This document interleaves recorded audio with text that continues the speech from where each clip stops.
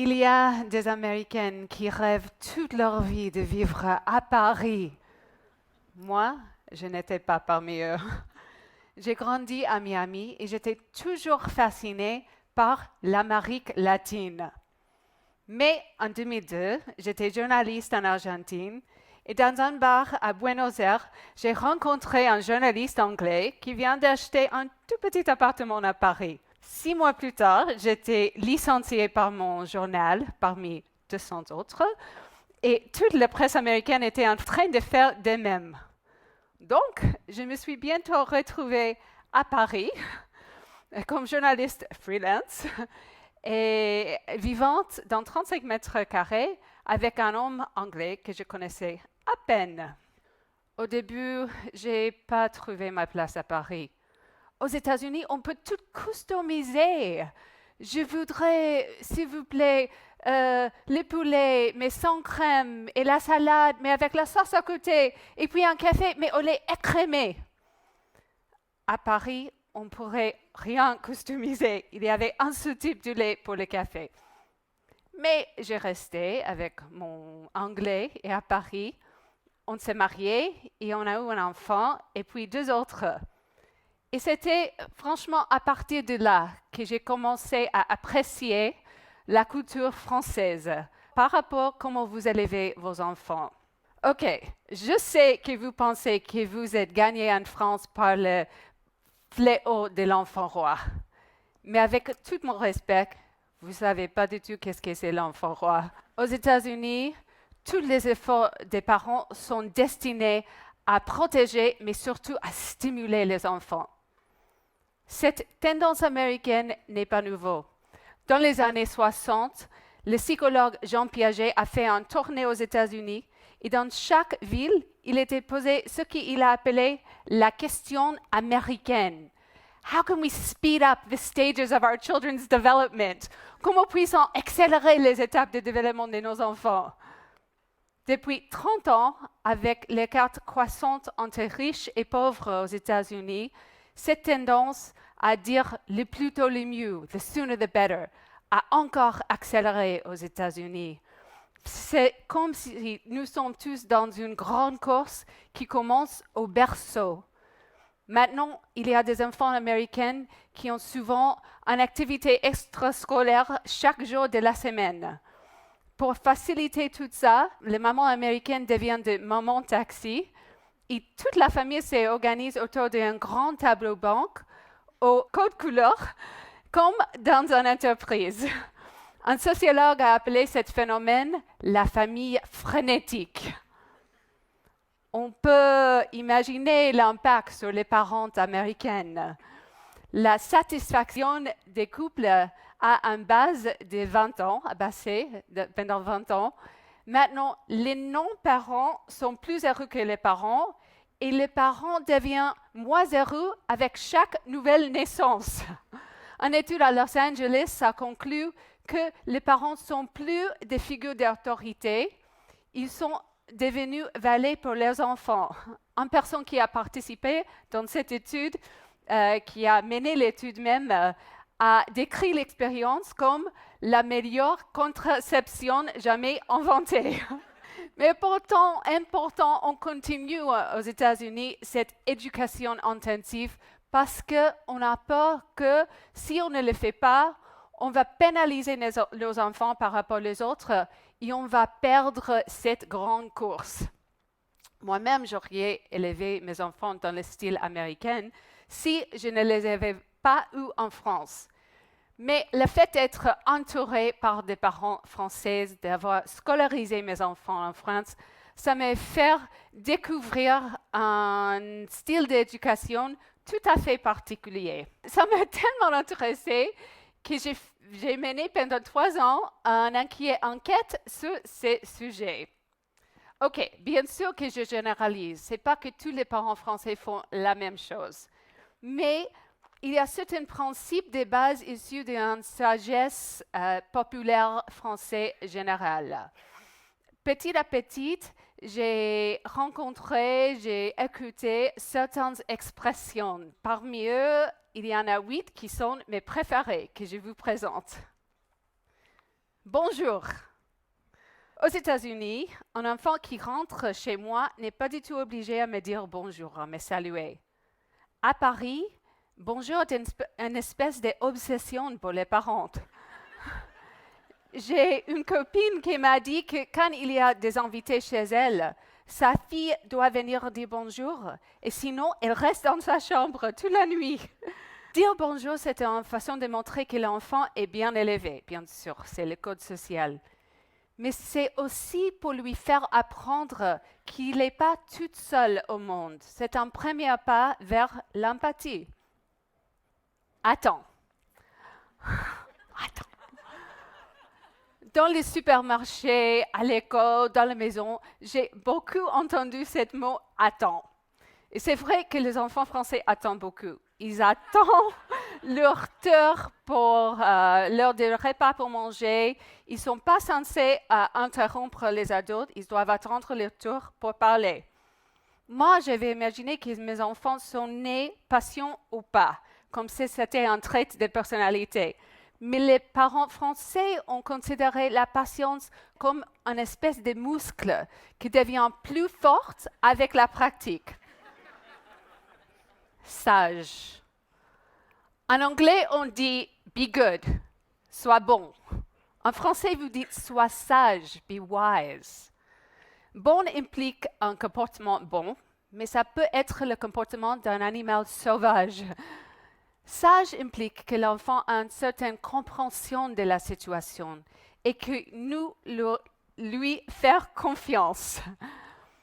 Et Françoise Dolto, qui est presque inconnue aux États-Unis, aux anglophones, a dit que même les bébés sont rationnels.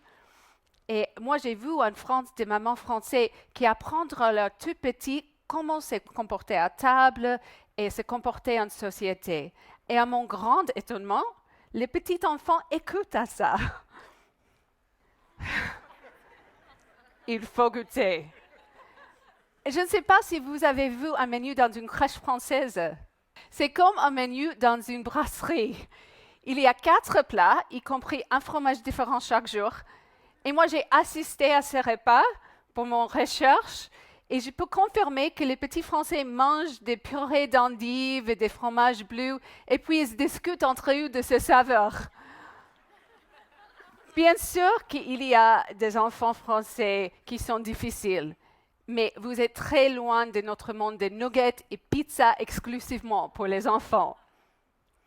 À la maison, les parents appliquent quelques principes de bon sens. D'abord, aucun grignotage entre les repas, donc l'enfant arrive à table en ayant faim. 2, les parents servent les légumes d'abord. Donc, l'enfant qui a faim rencontre des carottes râpées. Et 3, tout simple, mais pour moi magique, il faut les goûter. Parce que c'est en essayant de nouveaux aliments qu'on apprend à les aimer, même pour les grandes. Équilibre. OK, aux États-Unis, je connais des parents d'enfants de 6 ans qui n'ont jamais passé une nuit séparée de leurs enfants. En France, je connais des parents qui passent un week-end par mois, toute seule. Ici, la couple est vue comme le fondement de la famille. Un magazine a dit que si votre libido n'est pas revenu 4 à 6 mois après l'accouchement, il faut que vous cherchiez de l'aide professionnelle. Je sais que les mamans, surtout françaises, sont très occupées. Elles essaient de concilier leur vie de femme, de maman, de boulot, des copains, mais elles ne valorisent pas ce qu'on a aux États-Unis, cette maternité totale. Ici en France, l'idéal, c'est celui de l'équilibre. Aucune partie de la vie n'est pas censée prendre au-dessus des autres. Autonomie. Donc, comme nous vous dites aux enfants, bravo, mais un peu moins. Vous comprenez que la confiance en soi vient quand les enfants arrivent à faire des choses bien, toutes seules et pour eux-mêmes. En France, les enfants ont des responsabilités dans un âge plus précoce que chez nous, qu'il s'agisse de remplir la lave-vaisselle et de cuisiner. Ici, l'idéal est celui d'un cadre, des limites fermes, mais à l'intérieur, de liberté maximum. Ah, c'est moi qui décide. Je dis ça en français normalement parce que c'est plus fort. J'ai une voisine qui m'a passé tout un après-midi à m'apprendre à dire non de façon convaincante à mon fils. Non, non! Il a sorti du bac à sable chaque 5 minutes et j'ai couru après lui, je criais, il pleurait. Comme beaucoup de parents américaines, j'ai eu peur de dire non à mon enfant. J'ai pensé que ça peut lui traumatiser. Ma voisine m'a dit, il faut que tu crois que tu as le droit de lui dire non. Et en fait, après que j'ai dit non de façon convaincante, avec conviction, il s'est calmé, il a joué tout seul. Pour la première fois, on a eu une journée tranquille au soleil. Ça, c'est mon préféré, cacaboudin. Ma fille, elle est revenue de la crèche un jour en disant « cacaboudin ». Mon mari et moi la regardaient perplexes. Qu'est-ce que ça veut dire cacaboudin? On a compris que c'était un gros mot que pour les tout petits, mais on ne savait pas s'il faut l'en rire ou l'en interdire. Éventuellement, on a compris que dire cacaboudin, c'est une bêtise, mais c'est une petite bêtise. Et c'est exactement pour ça qui donne la joie. Les enfants ont tellement de règles, de limites, que parfois, il faut qu'ils se disent cacaboudin. On peut dire ensemble cacaboudin! Tous ces petits mots et ces phrases contribuent à créer une autre façon d'envisager le rôle parental. Plutôt que protéger l'enfant du moindre frustration, vous essayez d'exposer l'enfant un peu, vous lui apprendre à faire face. Vous êtes des parents très impliqués, mais vous laissez l'enfant vivre sa vie. Au moins, quand vous avez un enfant roi, vous le considérez comme un problème. Je pense, moi, que vous avez trouvé un très bon équilibre entre les vieilles méthodes et de la psychologie moderne. Ma preuve, c'est que ce que vous faites de façon intuitive est confirmé par les dernières données scientifiques. Par exemple, faire attendre un peu aide le bébé à faire leur nuit. Il est inutile d'apprendre à un tout petit comment lire. Il a beaucoup plus besoin d'apprendre des compétences sociales et juste de jouer. Et trop d'éloges rend l'enfant moins confiant.